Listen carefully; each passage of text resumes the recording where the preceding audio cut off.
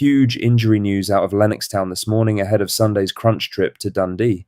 Plus, a former Celtic legend has delivered a brutally honest verdict on where this title race stands. Brendan Rodgers is being linked with a shock World Cup manager role, and there is a major transfer update on a young defender that both the old firm want to sign. Let's get into it. But first, make sure you like this video and subscribe to the channel for more Celtic content. Celtic have been handed a timely double injury boost this morning with both Arne Engels and Colby Donovan pictured back in training at Lennoxtown ahead of Sunday's crucial trip to Dens Park. Donovan's return is huge news. The 19-year-old had been a real doubt after pulling out of the Scotland under-21 squad this week, which immediately set alarm bells ringing. With Julian Araujo ruled out for the next 7 to 8 weeks, and Alistair Johnston only just working his way back from his long-term hamstring problem, Celtic are desperately short of options at right-back. Donovan is now expected to start against Dundee on Sunday, which brings both pressure and opportunity for the young defender. He has shown this season that he can handle senior football. The challenge now is doing it every week in a game that Celtic absolutely cannot afford to lose. The news on Engels is just as welcome. The Belgian midfielder has been missing since limping off against Livingston back on the 11th of February, and his absence has been felt badly in the middle of the park. Without him, Celtic have lacked the drive and forward energy from deeper areas that he brings when fully fit. He has been working hard all week and is reportedly pushing to be in contention for Sunday at the very least from the bench. Martin O'Neill now has more options than he did before the international break, and with the stakes this high, any extra quality available is a major lift. Training pictures do not decide football matches, but going into the most important game of the run-in with key players back involved is exactly the kind of boost this squad needed right now. Now for the main story, as former Celtic manager Gordon Strachan has delivered a blunt and honest verdict on Celtic's title chances, and he is not sugarcoating anything. Strachan, who now works as technical director at Dundee, Celtic's very next opponents, says the defeat to Dundee United before the international break came as no surprise to him at all. He saw it coming, and his analysis of why Celtic have struggled goes deeper than just the result on the day. He told Record Sport, "It comes as no surprise to me when Celtic drew or they got beaten. I thought they'd have a right hard game because I'd seen Dundee United the week before, and physically they were imposing, especially on their own ground. Because of the state of the pitch, I thought that'd be a real difficult game. To win the title, Celtic have to win all their games. Celtic have been decimated. The Rangers game, Carter Vickers, Johnston, I think McGregor was out for a while, and there was another one of their top players missing. But Strachan does not let the injury excuse carry too much weight. He went further and identified what he sees as Celtic's real problem right now, and it is a leadership one. He said, it's hard for them, it really is when you lose these kind of players, but that's when the other players have to step up and go, wait a minute, we need to be the leaders now. The people who have been led basically for a while have to be the leaders. I think that's Celtic's issue." That is a damning assessment from someone who knows this club and this squad very well. Too many players waiting for someone else to take charge. Too many settling into comfortable roles rather than stepping forward when the team needs them most. 7 games left, 5 points to make up. The time for waiting is over. It starts at Dens Park on Sunday. In other news, Jamie Carragher has spoken out about the fallout from Brendan Rodgers' Celtic exit, and the former Liverpool defender admitted it took him completely by surprise how the whole thing was handled publicly. When Rodgers left Celtic Park, the comments that came from inside the club, particularly from principal shareholder Dermot Desmond, drew attention far beyond Scotland.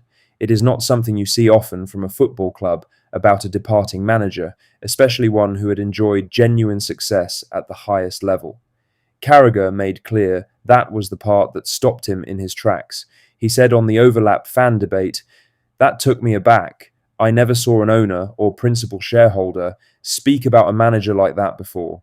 Former Celtic goalkeeper Shay Given also weighed in, and his focus was on the decision to replace Martin O'Neill with Wilfried Nancy when O'Neill still had a very important run of fixtures ahead of him. Given said, "They should have given Martin 7 more days. You had Hearts at home, Roma in the Europa League, and St Mirren in the Cup final. I thought it would have been a nice way to finish. Martin picking up the trophy and going, 'Thank you, Martin.' Then Nancy comes in. It didn't make any sense at all. That really is hard to argue with in hindsight. Three massive games, a European tie, a cup final, and a big league match. O'Neill is built for those moments. Keeping things settled for that run could have changed the direction of the entire season. Instead, Nancy came in with no time to prepare. The cup final was lost to St Mirren, and the rest of the season unravelled from there. Looking back, it is the timing of that decision more than anything else that Celtic supporters will debate for a long time to come. In other news, Brendan Rodgers has been linked with a shock move to become Saudi Arabia's World Cup manager, with calls growing inside Saudi football for current boss Hervé Renard to be replaced before the tournament. Rodgers is currently at Saudi club Al Qadsiya, where he has made a very strong start.